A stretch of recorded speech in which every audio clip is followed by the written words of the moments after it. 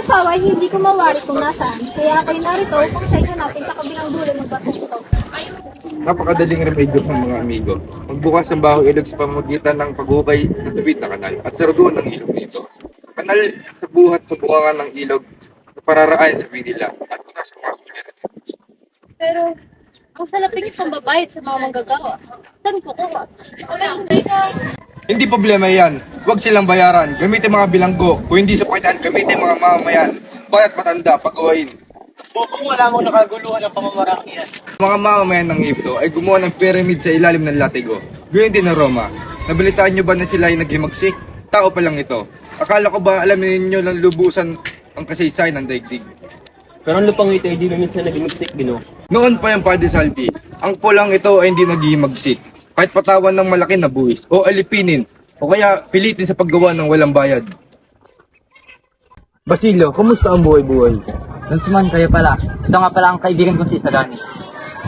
Inakanyanyahan ko kayo uminom ng kaunti para sa ibubuti ng ating pakaramdam. Salamat, Don Simon. Pero hindi po kami umiinom. Ipagpaumanhin niyo sana. Ganun nga po, Don Simon. Hindi tama ang ginagawa nyo. Mabuti sa katawan ng serbesa. Kaya pala ang lupain ito ay salat sa sigla dahil sa napakaraming iniinom na tubig. Diyan kayo nagkakamali. Ang tubig pag pinagalit, nagiging dagat at minsan nagwasak na sa katawan at nagpapayanig ng buong daigdig at pamawi ng alak o serbesa man. Sila naging mapasok pa ngayon, kaibigan. Ewan ko, Basilio. Patapat pinangingilabutan ko ang taong yan. Kinakatakutan ko. Halina kayo sa itaas at makisama kina Padre Camora. Salamat, Kapitan, pero ipagpamanhin ninyo. Baka akala ng mga praile na ayaw niyong makapag-uusap sa kanila. Tapos na ang aming salapi, ngunit walang kailangan. Hindi nila makuha lupang ito. 500 piso kapalit ng paglaya ng iyong ama. Wala kaming ganyang halaga! Ang agos na ito hindi ko maaaring ipagbili. Walang kailangang magpaalila ako. Mahalaga sa amin ni Basilio ito.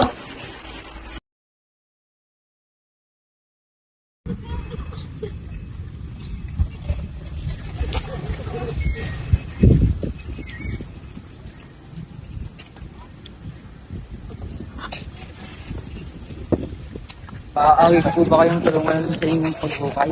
Sino ka? Sino ka? Kung natatandaan ninyo, 15 taon mula nang tulungan ninyo ako ilibing ang isang babaeng nagngangalang Sisa. Siya ang aking ina. Ako kung ang lihim ng maaari kong ikamatay. Pakiusap, pwede lihim ang lihim ng bagay na ito. Alam ko rin na hindi ka rin nasisiyahan sa pamamalakad ng pamahalaan. Kayo nga po ba ang lalaking iyon? Oo nga, ako ang taong yun. Upang bigang parangal ang taong yun, isaganang akin ay dakila. Luz niya ang buhay niya para sa akin. Siya ng pamalaan na napakarami. Ngayon ako'y bumalik para sirain ang pamalaan yan.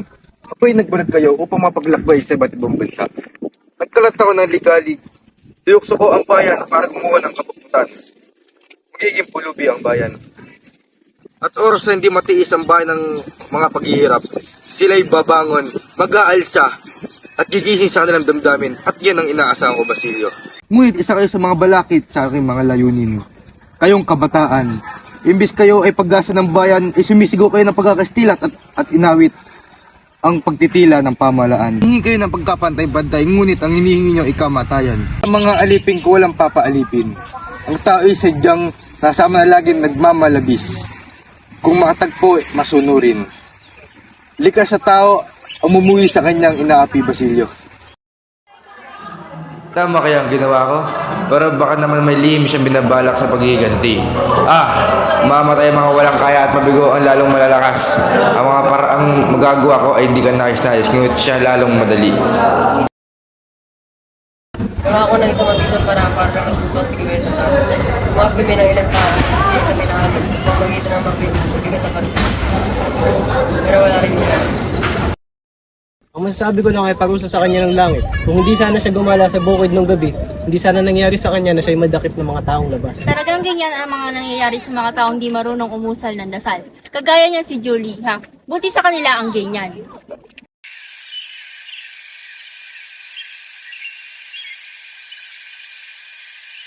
Ginalulungkot ko, pero kailangan na sana ng bahay na ito sa loob ng 3 araw. Sila nga, ang mga pupong kumakangkip sa aking bukid, makakapaghiganti rin ako. Hindi ko dapat gawin ito sa iyo, Don Simon. Pero ito ang kailangan para pagbayarin ang mga taong naging sakim. Umalis pala siya kasama ng mga tulisan. Wala ang baril at ang Agnes na ito. Siya ang taong kailangan ko, tiyak tutupad siya sa kanyang salita. Ang ating pong mga kabataan ay humihiling na magtayo ng Akademya ng Wikang Kastila. Kahina-hinala ang kahilingang yan. Mga kasama, isang lihim na paghimagsik at meron akong nalalamang maaaring mamuno sa kabataang ito. Kasama kayan si Isagani, ang pamangkin ni Padre Florentino, at isang nagngangalang Karaig at isang Basilio. Si Basilio ay kilalang ko. Para sa akin ay siya tubig ni Muhammad. Sayang at wala si Padre Santo. Siya ang nakakalam na pinagbuhatang buhay ni Basilio. Wala masabi sa batang iyan. Ito ay patungkol sa Akademya ng Kastila. Hindi sila maaaring matuto ng wika natin sapagkat makikipagtalo sila. Aba, dapat na sumunod sila sa atin. Isa pa, pag natuto sila ng wika natin, maamin nila maging kalaban ng Diyos at ang Espanya. Ang pagtuturo ng Kastila ay may sasagawa ng walang panahon. Bakit tayo sasulong at subayan, gayon sila ang nakakarami? Kung mabuti naman ang kanilang hangarin, hindi ba't dapat natin yung sundin? Ngayon, ang nagdalo na lang kami ng paris na narito na naman at hinihiling ang paglaya ng kanyang nunong ng sakit.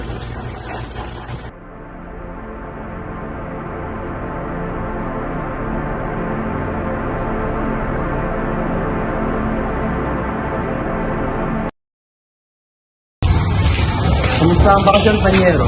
Ba't mo lulugo-lugo ka? Di ka ba nagaling? Kaibigan, madali kang tumanda niyan. Oo nga siguro ikaw nagtainos. Masaya, Placido. Isang beses nga, ilanyahan ako ni Padre Camora sa bayan ng Gianni. Dahil pala nagaganda ang dalaga doon, no? Nakilala ko pa si Yuri, nakasintado ni Basilio. Napakaganda nga, ngunit para masungit sa tingin ko.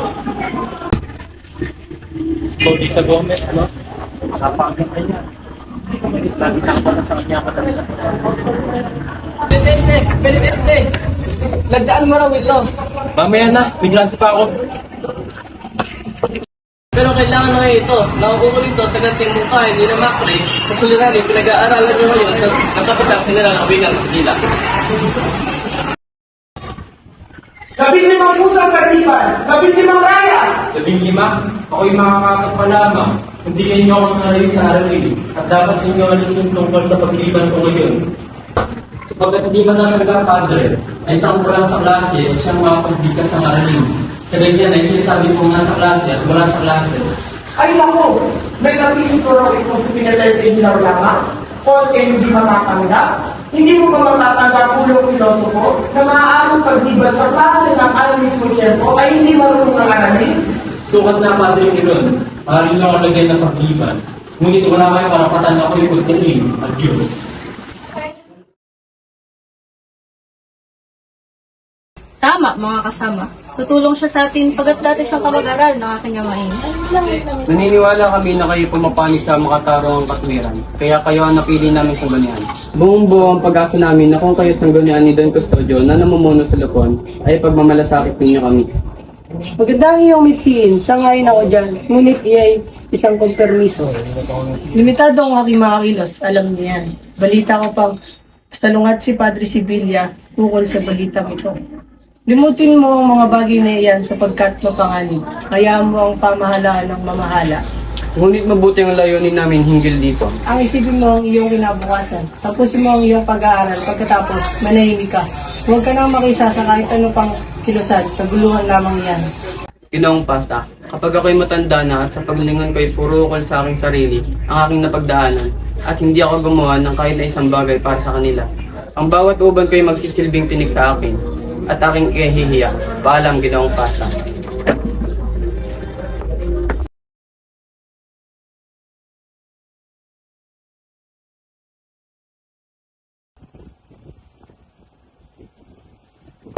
Kaming mga Kastila ay di kaya ng mga Ingles na gumagamit ng Latiko sa kanilang pananakot. Ang kapakipakinabang ng mga Kastila ay higit pa sa Latiko Ingles. Yari na ang aking pasya. Hindi dapat na magkaroon ng akademya ng wikang Kastila ang mga estudyante.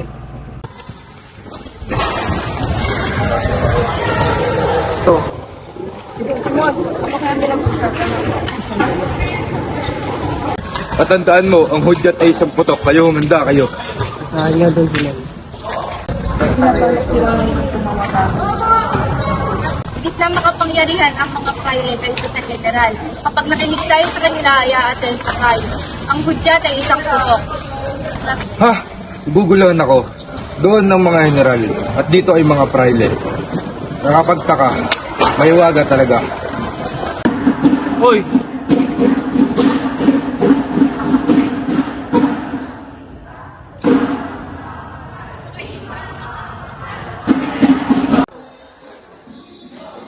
Mga kasama, ang ating kahilingang akademya ng Wika Kastila tulad ni Don Custodio.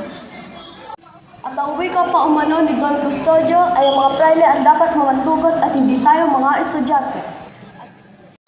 At bilang pasasalamat ay magdiwang tayo, wika ni Padre Irene. Tama. Tapos mag-ibig yung mga kahilingang salamat. Oo nga, at sa isang bilang ng Oo, isang piging na tayong lahat ay magluluksa at bibigay ng talumpati sa patay. Kumusta ang kalagayan ng may sakit? Pakibagay ko'y lalong lumulubha. Humihina ang tibok ng puso. Pati na ang panlasa ay lubusang nawala. Anumang oras ay makakawin siyang namatay, sapagkat kumalat na ang lason sa kanilang katawan. Kaunting pagkakamali ay madadali ang kamabuhay. Tulad ng Pilipinas. Tulad ng pamaraan, makinig ka sa akin, Basilio. Sa loob ng isang oras, isiklag na ay magsikan. Sa isang hudit ko lamang ay nakahanda na lahat. Mamili ka, kamatayan o iyong ginahanap. Ang mga nagpapahina sa kanya ay mga pagdaramdam at mga pangamba. Magpasya mo ang aking kailangan. Ang pamamaraan mo sa amin. Sa kamay na ito ay nasalalay ang ating tagumpay. May mga taon ako na nasunod sa aking utos. Akala nila ito'y utos ng general o kaya ng mga praile. Mabilis, magpasya ka. Himagsika? Kamatayan o hinaharap? Anong inyong ibig sabihin? Napakadali. Magawa ka ng sarili mong pangkat. At lusubin niyo ang kumbento ng Santa Clara. Doy, kunin niyo si Maria Clara. Don Simon, ano ang gagawin ko? Kung si Maria Clara ang itinutukoy ninyo ay ikinalulungkot ko, siya ay patay na. Si Maria Clara? Patay? Hindi! Yan ang katotohanan, Don Simon. Ayan ang sulat ni Padre Salvi. Tinugtog kaninang hapon ang agnuyan para sa kanya. Patay! Namatay na hindi ko man lang nakikita. Namatay na hindi man lang niya nalalaman na ako'y nabubuhay para sa kanya. Oh, paawa-awa kong Maria Clara. Buenas noches, maestro. Buti nakasalubo kayo. Maganda kayo sa darating na linggo. Aba, akala ko ba yung pagpapaliban sa Kwaresma? At saka ang arabal ay di pa nakahanda. Hindi natin kailangan ng mga arabas. Ang tulisan ni Cabesan Tales at Remigio ay sapat na. May pagpapaliban ay baka pati na sa Maria Clara. Ngayon magpunta ka sa lamayan at may pag-ugnayan ka sa isang tao. Sabihin mong kabesa at sasagot siya ng Tales. Sabihin mong mahalaga ang mga bawat sandali. Kapag nagilabang sinumpa ang lungsod ng tahanan ng mga walang awang patugsamantala sa mga mangmar, at ang kaguluhan ay sumiglag sa mga arabas, ay bubuksan ko ang iyong kuta ng piitan at parang isang phoenix kang sisilang muli sa buhat ng abo ng kamatayan. Isang pag-imagsik ang umago sa aking buhat sa iyong piling. Isang pag-imagsik din na siyang magsasaul sa akin sa iyong mga bisi. Hindi na ako makakaurong. Malaki na ang nasilang ko. Apoy at patilim ang dapat sa kasamaan. Nautang ka sa aking 100,000 piso, Meroda. Dahil sa pagkuha ng aming mga alahas, diba? Hindi aking limod yan, Don Simon. Aking nawabayad pag may pera na. Hindi yan ang ibusang tingin. Gusto mong makiiwas sa iyong pagkautang ay makinig sa iyong mabuti. May isa akong magandang solusyon. Alam kong nakapasok ka ng bagay-bagay sa adwana. At nagbibigyan ka ng armas sa mga private. Diyan ang ibig kong mangyari ay napakadali. Ipasok mo ang mga armas sa bayan at itago mo sa iyong kamay. Dapat sa inyo nga, Simon. Mahirap mangyari yan. Mapanganib at Huwag kang matakot. Walang mangyayari sa iyo masama. Matapos kong gawin yan, ay unti-unti mong palihim ilagay ang mga armas sa mga bahay-bahay. At pagtapos, alughulugin ang mga ito. Maraming may bilanggo. Sa gayong kikita tayo na malaki sa pagsisikap ng papalaya sila. Malaking pera yung Quiroga, hindi ba? Akin nga isip mo na sa inyo, Simon. Kung hindi mo magagawa yun, ay maghahanap na lang ako ng iba. Basta alalahanin mo ang 7,000 piso. Bawang pandaraya lamang lahat ng mga yan. Bakit di natin itong sadyain para makita ng ating dalawang mata?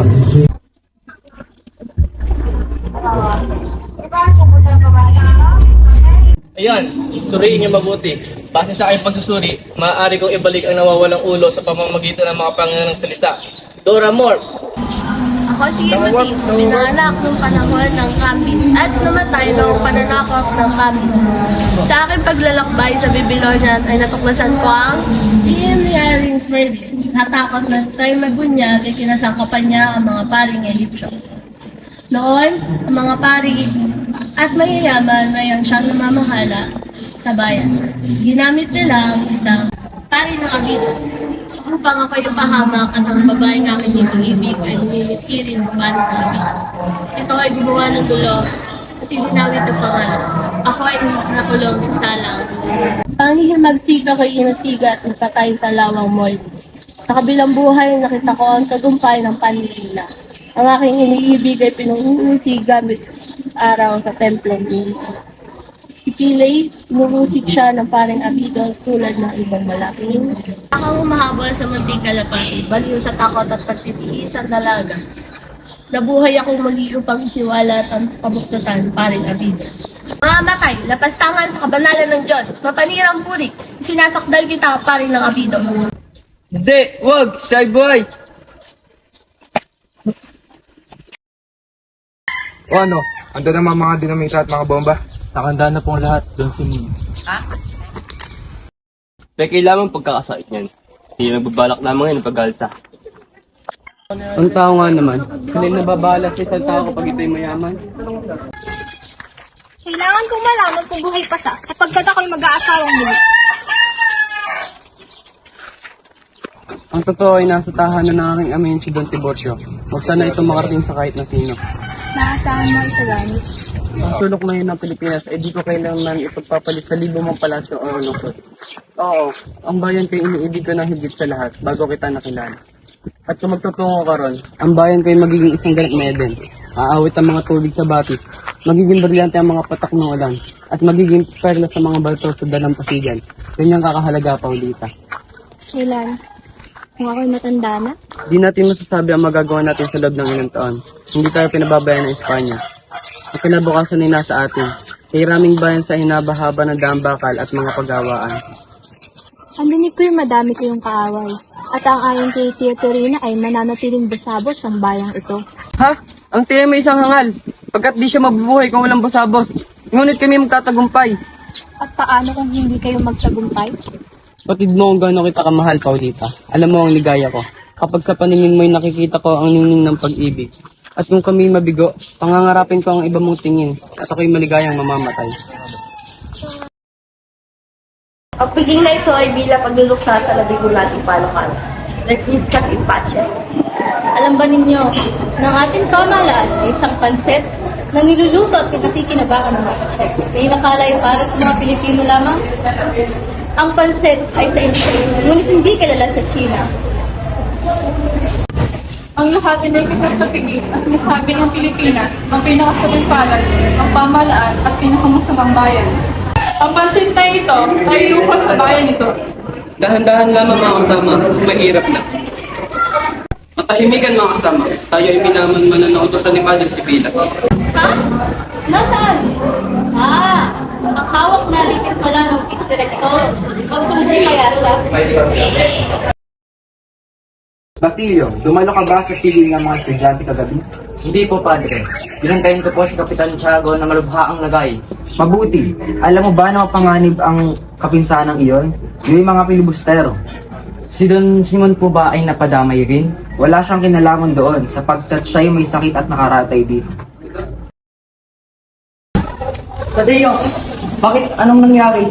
Ba't nagilito ang mga sundalong yan? Magandang balita. Pinigilan ko wala sa sabi. Tagal din tayo magbabakasyon sa klase, di ba? Sino ang sumulat ng mga pastil na yon at di mahalaga? Kung saan ang panganib ay doon tayo, hanggat naroon ang karangalan. Kung ito ay ayon sa ating layunin, ay dapat ipakita ang ating nagda sa gumawa nito. Kung sino man ang karapat-dapat sa akin ay sukat ang pagtulong ng budget pag-ugali. Kailangan makaalis na. May kailangan ka ba, binata? Maaari po bang makausap ang aking kaibigan na si Makakaig? Makakaig! O Basilio, bakit? Pati ba ikaw ay napasama rin? Ikaw pala si Basilio. Kung ganun, hindi na kami magpapagot pa. Dinadakit ka namin. Ha? Hinahangaan kita sa iyong kakayahan, binata. Ngunit ano nga ba talaga ang nais ninyong gawin namin? Wala kaming hangad kundi ang katuparan ng inyong tungkol. Ako sa rin ninyo tinanggap sa pagpasok sa inyong mga kalipon. Sa inyong pagtuturo, nagkaroon kayo na sagutin sa amin. Masarewang binhi ng makalikha ng marangal, matalino at maunlad na bayan. Ngunit hindi nyo ito tinupad. Magpasay lalo nyo pang binabawasan. Ano ang palagay ninyo sa amin? Walang budhi? Kami ay tagusunod lamang ng pamahalaan. Ito ba ang ibig mangyari ng pamahalaan? Kung kami magwatak-watak? Ang ibig kong sabihin ay may mga batas na mabuti ang hangal, ngunit magbubunga ng hindi maganda. Upang hindi makitungo ang mga estudyante sa pamahalaan, ay huwag nilang tutulan ang kanilang mga nais. Ngunit para na rin ninyong hiniling na kami ay himukay ng sarili naming kaibigan. Ang magpakamatay. Pwes, wala na dapat tayo pag-usapan, Padre Fernandez. Mabigat kang magsalita, Isagani. Yan ay isang pagbibintang. Hindi ako nagbibintang. Nasabi ko nang nasasaksayan ng dalawang mata ko. Ang mungkahi ko'y dakping ang lahat ng kasapi. Ipabaril lang iba at ang ilan naman ay ipatapon. Kuwama naman ang mga batang iyon. Kinulong na lahat sila.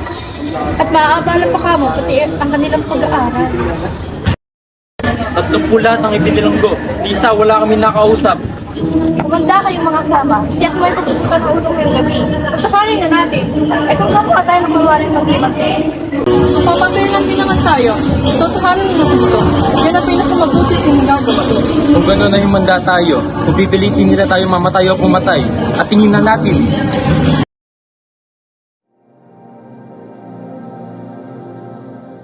Ang kayamanan niya ay paghahati-hatian sa Papa ng Roma, sa kumbento ng Santa Clara, sa Arsobispo ng Maynila, at sa mga samahang reliyoso.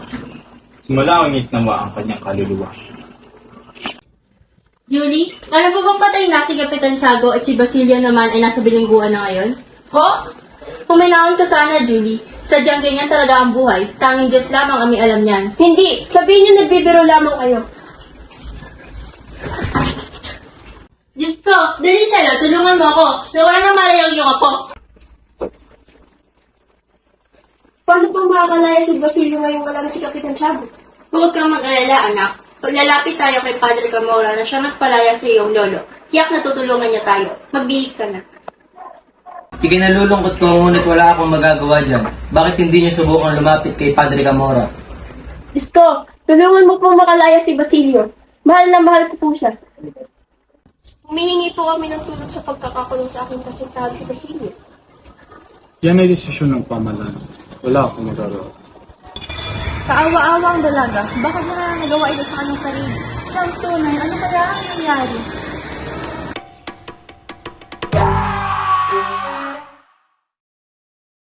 Mukha mo ang pangalan ng estudyante ng ampo ni Kapitan Tiago. Si Basilio General. Siya ay kumukuha ng medisina sa Maynila. Kung gayon, siya ang nararapat na magdusa sa mga pangyayaring ito. Si Basilio ay mabait na bata, General. Hindi siya ang dapat magdusa. Isang taon na lang at siya ay makakapagpatusa. Kaya kung ipipiit, matitigil ang kanyang pag-aaral ng isang taon at hindi siya makakapagtapos. Sinasabi ko sa inyo, General, huwag niyong ituloy ang inyong binabalak. Hindi ko kailangan ng ganyang paliwanag. Wala akong pakialam kung matigil man siya. Mas lalong mabuti ang siya'y magdusa kaya huwag siya palayain. Ngunit, General, hindi siya dumayo sa piging ng mga estudyante. Paano siya masasangkot? Yun nga ang mabuti, lalong kinatatakutan ng mga tao ang ganyang pamamaraan. Sa gayon ay matutuwid ko ang lahat ng kamalian ng mga taga-rito at di taga-rito, hindi ba? Hindi ba kayo natatakot sa ginagawa niyong yan? Ayokong ang pulong na ito ay mawala sa Espanya. At ang mga taong natitiis at namumuhay sa pagkabigo at pag-asa. Hindi dapat tayo maging malupet upang maging dakila tayo. Sa pangungusap mong yan ay para bang pumapanig ka sa kanila. Gayon ba ang ibig mong sabihin? Hindi, General. Ayaw ko lang masumbatan ng Espanya dahil mahal ko ito. Ngunit tinitiyak ko sa inyo na ako'y kakatig sa kanila upang ipagsanggayan ang katarungang niyuyurakan laban sa anumang bansa, maging ito man ang Espanya.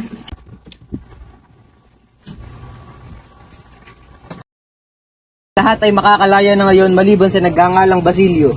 Pero ano ang dahilan ba't sila lang ang pinalaya? Yan ang hindi ko alam. Ako ay napag-utusan lamang. Sinusumpa ko na ipaghihiganti ko ang iyong kamatayan, Julie. Isinusumpa ko! Bakit gawin ito kay papakasal? Samantalang sisagana ang iyong kasintahan. Hindi ang probinsyanong yun, Don Simon. Aangkin ko ang tulad niya. Hindi niya may bibigay ang nanaysin ko sapagkat siya ay isang mahirap lamang. Samantalang si Juanito'y masaya, buhay ang loob, masigla at anak pa na may masalapi. Hindi ba tumpak lamang aking ginawa, Don Simon? Kaya huwag sana kayong mawawala sa kasal ko. Inaasahan ko kayo. Salamat sa Diyos at magaling na kayo, Don Simon.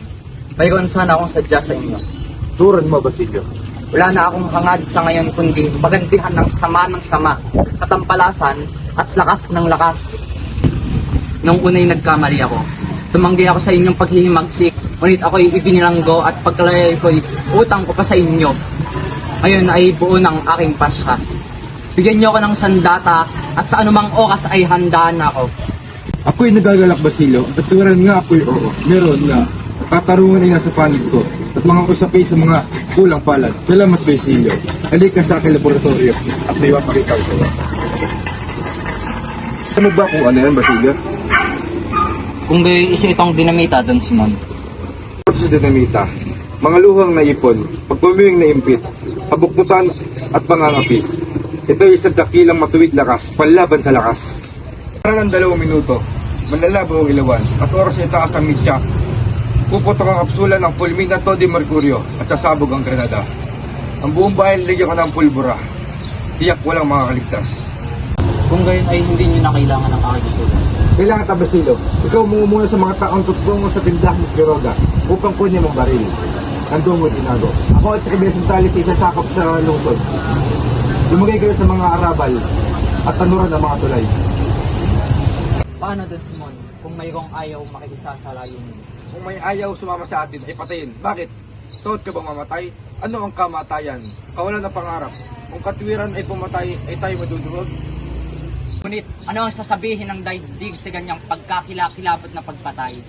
Ano sa akin kung sakaling pagkalupit-lupit ay papurihan at pintasan kung ang daigdig na yan ay hindi naaawa sa mga kaawa-awa at mahihinang mga babae? Yan! Kaya na matagal ko nang gustong manig sa'yo, Basilio. Hintayin mo ang revolver na ito. Kailangan mo yan. Hintayin mo ako sa tapat na simbahan ng San Sebastian mamayang gabi. At kailangan ka sa daan ng Aloge. Saan na pala sa COVID ako? Ngunit pala eh, maawa-awang ko sa dahil. Halos siyang gumanda sa kanyang kasutotan. Iba na talaga kapag lumapang sa may mayaman. Ayun! Si Don Simon! Tara ang ilawan! Ito ang handog ko para sa mga bagong kasal. Pinabati ko kayo. Maraming salamat, Don Simon. Napakaganda naman yan. Napakagandang ilawan. Maaari ba natin gamitin yan?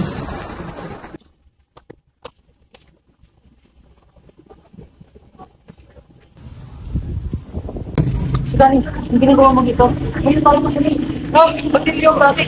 Sa nga na ito. Mayo tayo dito. Huwag ka na mawas ng sapa. Hindi! Kailangan ko makausap si Paulita. Bukas sa iba na siya. Bakit ako lalayo? Makinig ka, Isagani. Ang bahay niya ay puno ng dinamita at sasabog sa ilang saglit. Patatabunan at duguho ang lahat. Ito mo ba ang liwanag na yon? Yun ang liwanag ng kamatayan. Kaya lumayo na tayo dito, Isagani. Utang na loob! Iwan mo na ako.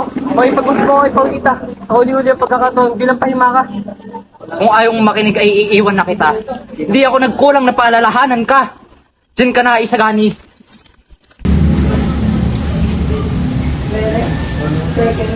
At ang nagtanggaling kay Crisos Kumulibana.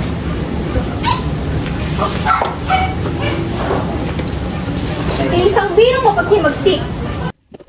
Oo. Ito nga, nagdalag sa Sumaybar. Kung gayon, o ipang pilipasterong yun. Ibig sabihin na sa atin ay pakatay tayo ng gabi. Ang ilawan, lumalabo. Pakitahan sa inyo nga, Mitya. Natatakot ako. Lumalam na mga dingas. Pakitasan nyo nga, Padre Sandy. Ko, ano ba itong nangyayari?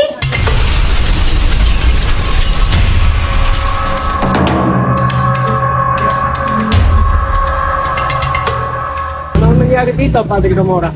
Ang kumbento ay sinalakay ng tatlong tulisan ni Matanglawin. Si Matanglawin at Kabisang Tali sa isa lamang. Padre Camora, handa na pong umamin ng mga bihag.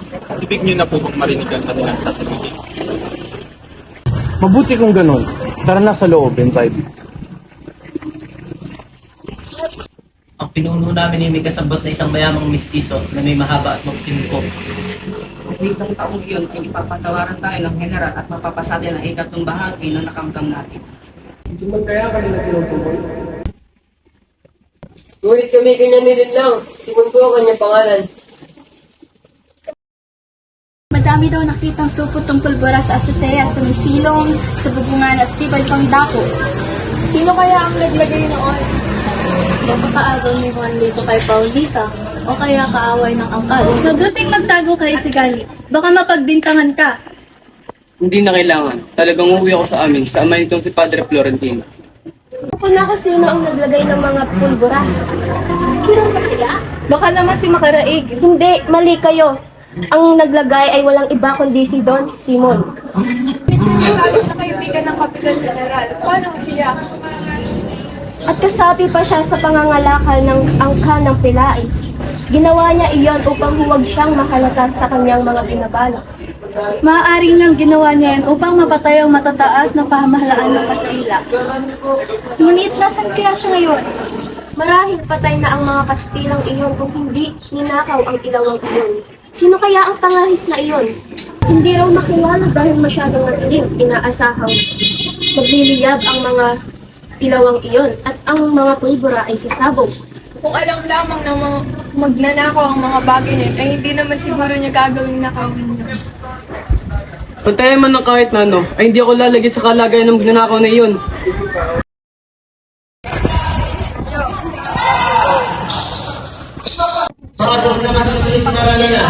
Hayaan mo silang iwakat ng payapa, Panyero. Karalino, naawa ka ba sa kanila? Ikaw, hindi ka ba marunong maawa? Pa lamang Karalino, di ka ikaw pasali sa digmaan ng Carolinas? Oo, bakit mo na itanong? Ari pa kung paano alamin ang kung paano nyo ginagawa yung pakikitungo sa Siyempre may pakundangan. Hindi kami naging malupit sa kanilang mautang. mo ko ng tigana, kailangan may inalipit ang mga sundalo sa mga bihag. Puta, sinumaan ka? Patayin na lahat ng mga bitag.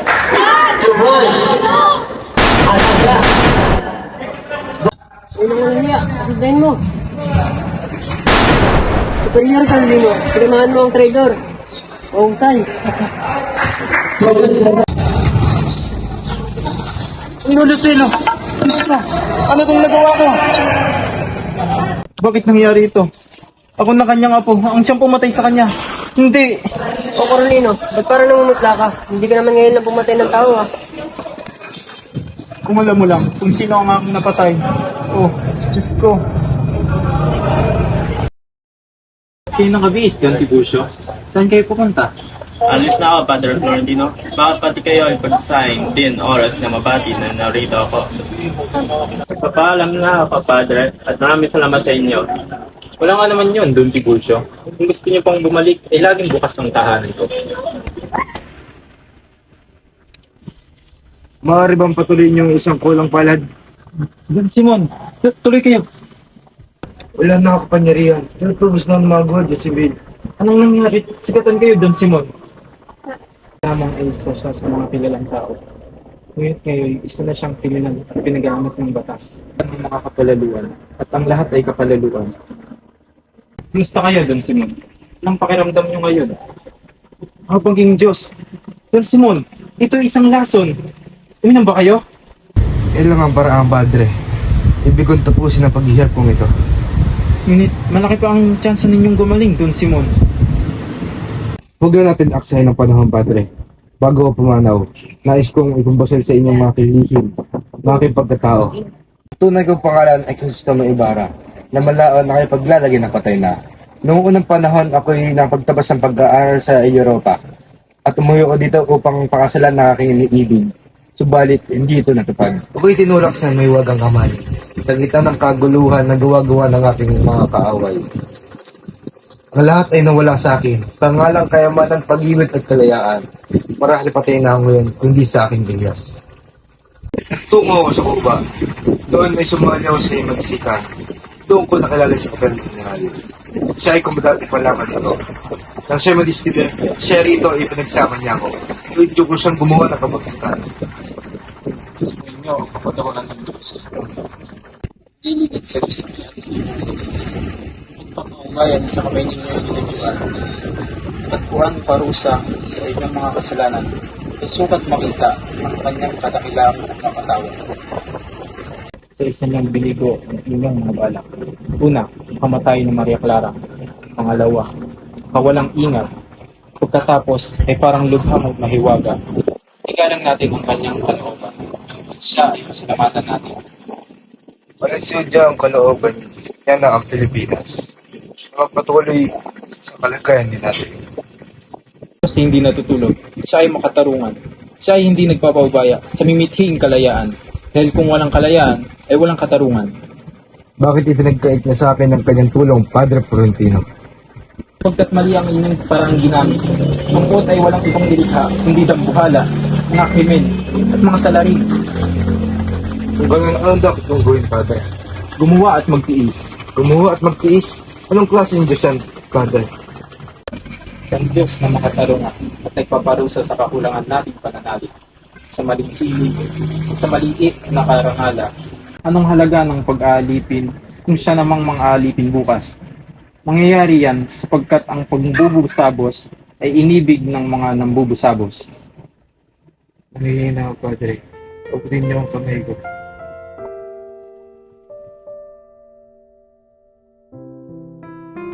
Nasaan kayo, kabataan? Kayo'y aming hinihintay. Lumantad sa pagbabago. Patay na siya.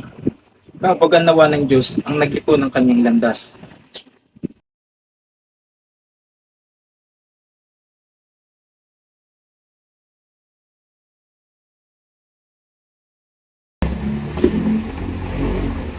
Ano kaya ang laman nito?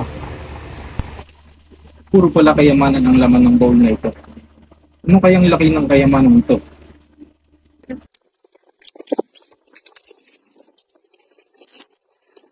Ka nararapat sa karagatan.